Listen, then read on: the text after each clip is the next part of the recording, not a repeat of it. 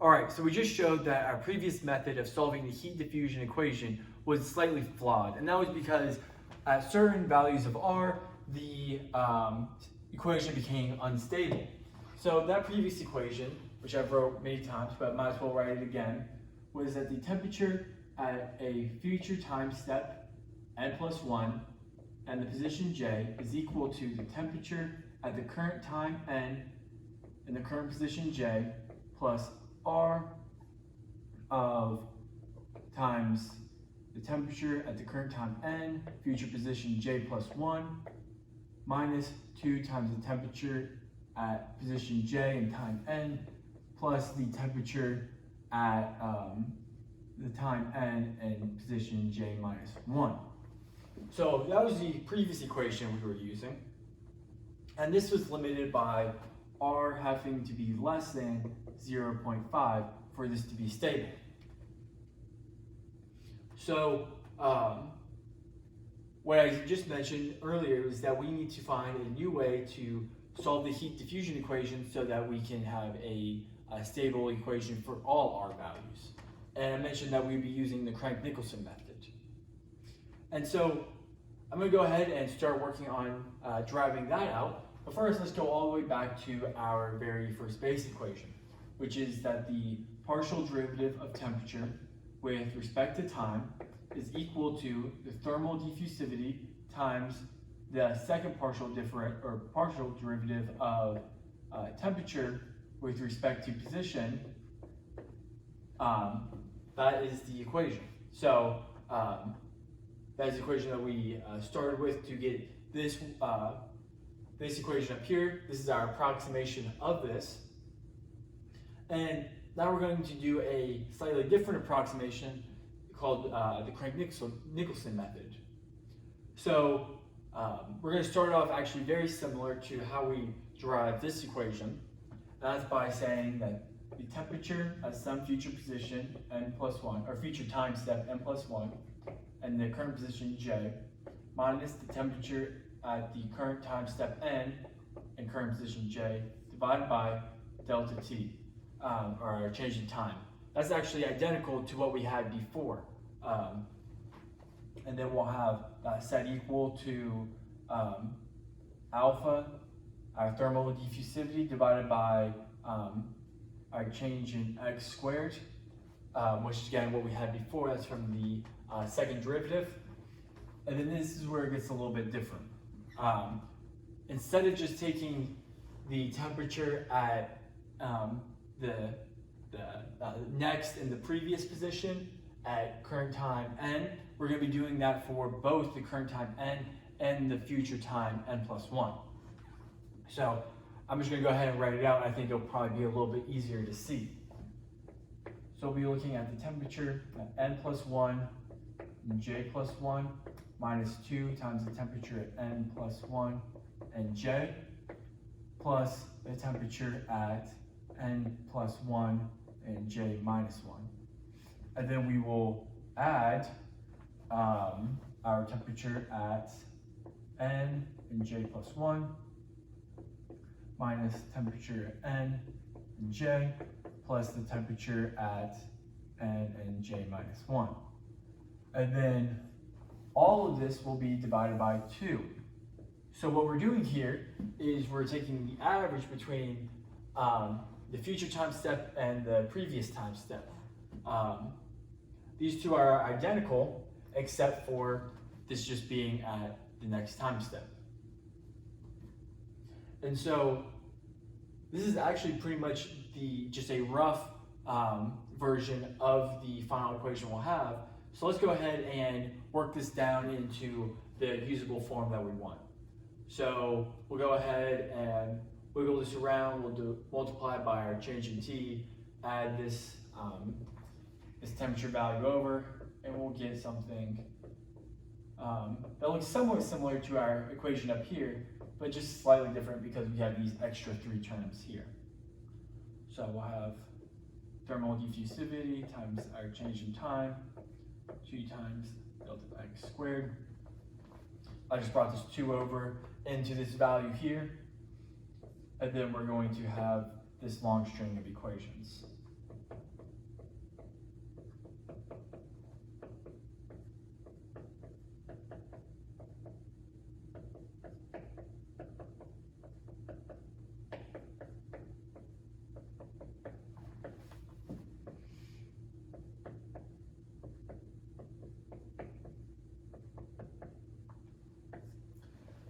There we go. And so if you look over here at this term, that's basically what our R value was before. Previously, we didn't have that 2 there, but because we're using the Craig-Nicholson method, we'll have that 2 on the denominator. And while I probably shouldn't call this value R because it is technically not the same as this variable, for simplicity's sakes and keeping everything congruent, I'm going to go ahead and call this R as well. So that value will be R. And the next thing I'm going to want to do is bring all the values that have the n plus 1, so all the values of the future time step over to the left-hand side, and then leave the rest of the values on the right-hand side. So doing that, we'll get the temperature at n plus 1 in position J is going to be minus R times T n plus 1, J plus 1.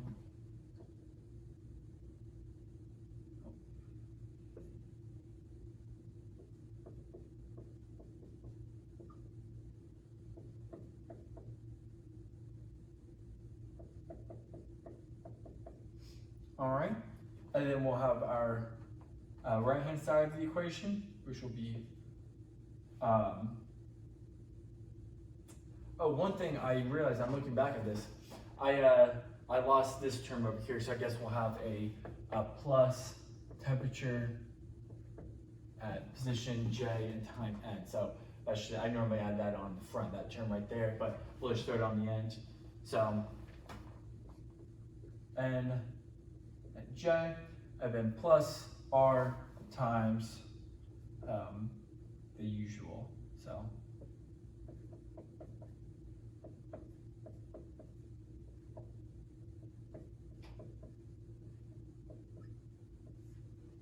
all right, and there we go.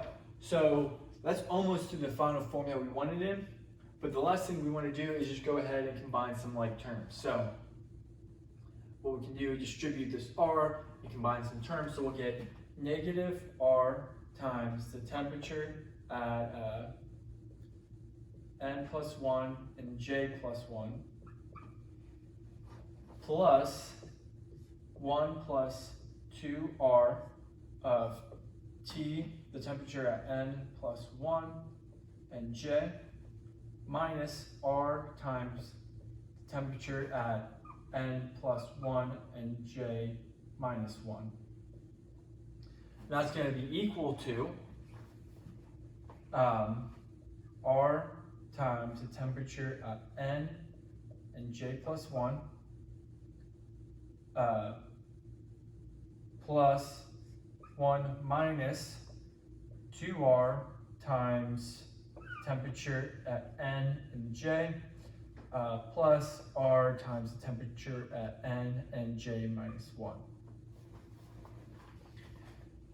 All right, I know it's a lot, but I'm sure you were almost done. The next thing we actually want to do is go ahead and evaluate the stability of this equation. So to do that, if you remember from when we looked at the stability of this equation up here, we were able to factor out a temperature at position n and or position J and time step n. And we're going to do something very similar. So for the left-hand side, we're going to factor out a temperature at time step n plus 1 in position J, which is going to leave us with a negative R times E to the power of I times K times delta X. And we kind of got that, we got that from Euler's formula and doing a little bit of algebra. And then we'll have plus 1 plus 2R minus R times E to the power of negative I K times delta X. And so that's the left-hand side of the equation. And now if we look at the right-hand side, we'll get something very similar. So R, this time the R will be positive, E to the I k delta x plus 1 minus 2r, and then plus r e to the power of I k delta x. All right, so this is what we're going to use to evaluate the stability. And one more thing we need to remember from earlier is that we can go ahead and combine these two exponentials, and they will equal, well, in this case, they'll be equal to r, or 2r times cosine k delta x. So we can simplify both sides. We'll divide over, leaving us with the temperature at some future time step n plus 1 in position j is going to be equal to temperature at the current time step in position j multiplied by 1 minus 2r plus 2r cosine of k delta x. And then that will be divided by 1 plus 2r minus 2r cosine k delta x. And so you can see that we're actually in a very similar position as we were earlier, except this time this term is a little bit more complicated. But we see that this term right here needs to be less than 1 for this to stay stable. Because again, if this is greater than 1, this temperature will increase, we'll plug that back in, and it'll just continue to increase exponentially. So, next thing we can do is go ahead and work with this and simplify this and show that this is going to be less than 1. So we'll say that 1 minus 2r, 1 plus, multiplied by 1 plus cosine k delta x, and all I did there was I factored out a negative 2r. Actually, that should be a minus there. Divided by 1 plus 2r times 1 minus cosine k delta x. Then on the bottom, I just factored out a positive 2r. And what we can do here is we want to say this is less than 1. And let's go ahead and combine these 1 minus cosine k delta x. It's on both sides of the equation. So let's go ahead and just say that's the variable y. So we'll say 1 minus 2r times y divided by 1 minus 2r times y again will be less than 1. And what's interesting about that is I can go ahead and say that y is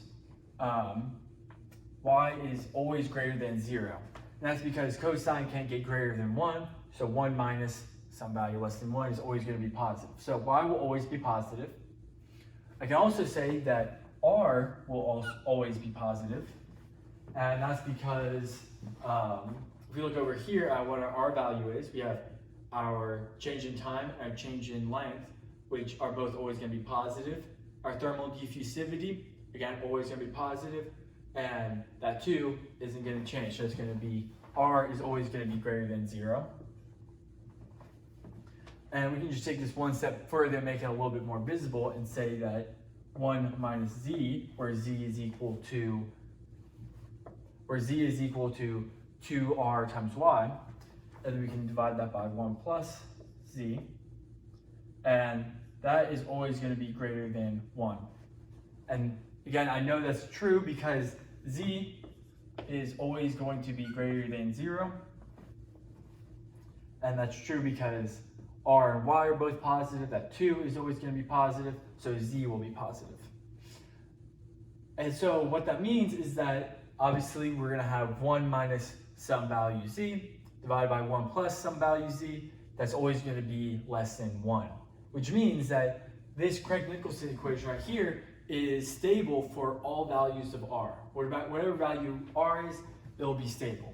Now, when we get to very large values of r, it might not be as accurate, but we know that it will be stable. So I'm going to go ahead and erase this stability part so we can make room for actually solving this out. And to do that, we will actually need to take a different approach than what we did before. And the reasoning for that is we have three unknowns over here. We're not just solving for the temperature at the future time step in position J, we're solving for the temperature at the future time step at position J, at the position after that, and at the position before that, which is those three values right there. So let's go ahead and just think about our bar that we're solving for. So we're not going to make this one too complex or anything. We're going to go ahead and give it 6 values. I'm actually going to change the numbering on this to match Python. Since Python, they start with 0, I might as well start with 0. Just make everything the same.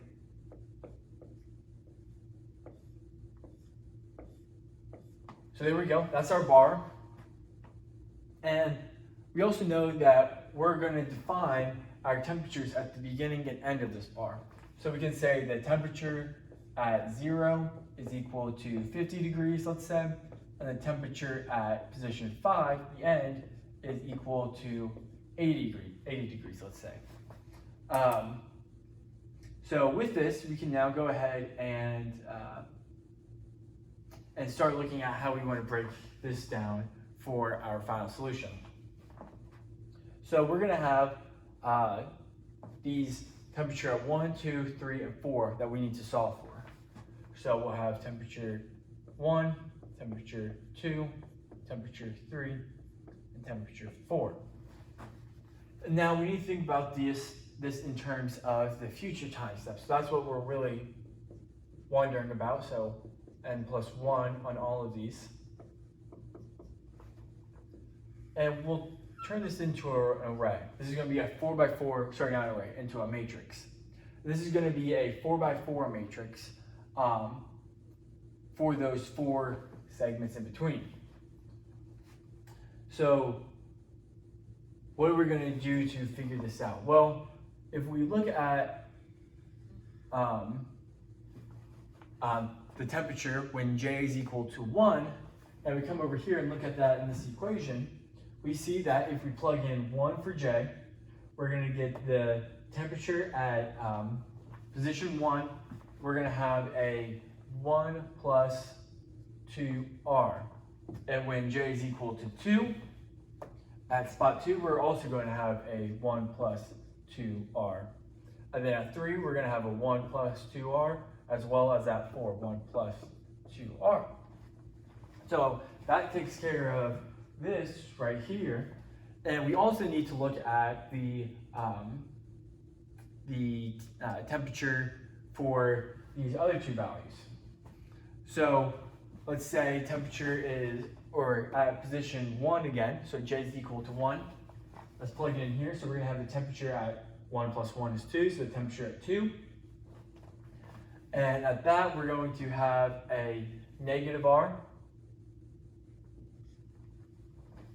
So negative R there, when we plug in 2, we're going to get a 3, or position 3 at least. So we're going to have that negative R. So position 2, position 3, and then the same with 3. So when J is 3, at position 4, we're going to have a negative R. And then you might notice that when we get to position 4, we're going to have a little bit of a hiccup. And that's because when we plug in 4 over here for this J, so we'll have 4 plus 1, that's 5, and we're going to have the temperature at position 5, which we just defined to be 80 degrees. And so with this, it won't be affected by time. The temperature at position 5 will always be 80 degrees. And with that, we'll know that position, or that temperature at that position. And we'll actually end up putting it on the left-hand side of the equation. And we'll actually have that same issue over here with that first term when we plug in 1. So when we have the temperature at position 1, we'll have 1 minus 1. That's the temperature at position 0, which we define to be 50 degrees Celsius. So we'll end up bringing that term over to the left-hand side of the equation for that specific condition. But anyways, we can go ahead and plug in J is equal to 2.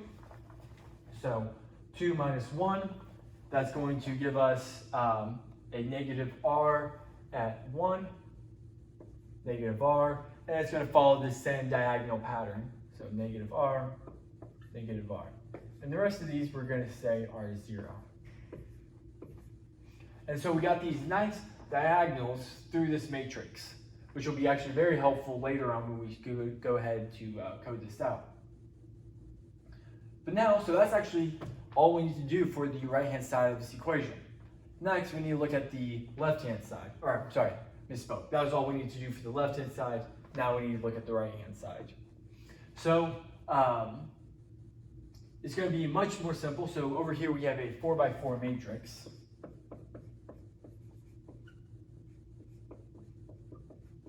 And on this side, we're going to have a 4x1 vector.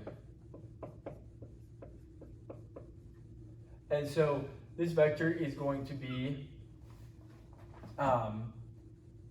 it's just going to be this equation here. And we know all of these values. We'll know those because that's at the current time step. So we can go ahead and write out, it'll be R times the temperature at position N at 2 plus 1 minus 2R times the temperature at time step N at position 1 plus the temperature, or plus R times the temperature at time step N and position 0. And actually, because this is at position 0, it's not affected by time. I'm going to get rid of that time step. And then this is where we talked about having to bring that term over from the left-hand side of the equation. So when J is equal to 1, over here we're going to have the temperature at 0. We can get rid of that time step. We'll add, or I guess we'll subtract this negative R times temperature. So we'll get another plus R at temperature 0. Now we can go on through and just repeat these steps for each segment. So I'm going to go ahead and do that real quick.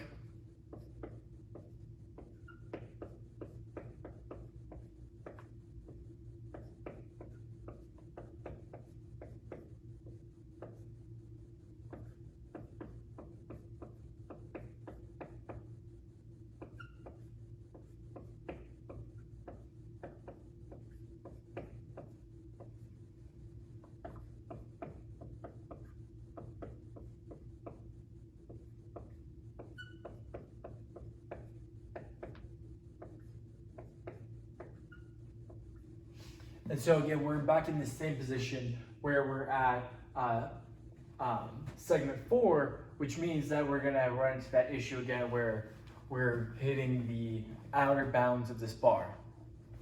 So plugging in 4 over here, we get temperature at position 5. Get rid of that time step, subtract over that negative RT, and we'll go ahead and add that on to this end. So plus R temperature at position 5. And so that is actually that's a rough example of what we'll be doing in our code. Obviously, we can make this a matrix for whatever size we want. We can, we can have this go from, I don't know, from 0 to 100, where this is 1 and this is 99. We can go all the way down.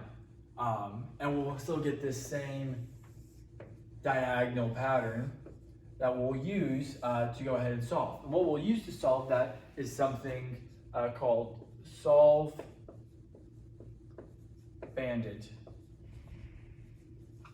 And that is a computational tool that we'll use to go ahead and evaluate this set of equations that we got up here, or something similar to the set of equations that we have up here. Again, it'll be tailored to our problem where we can input the number of segments and all the other information that we want.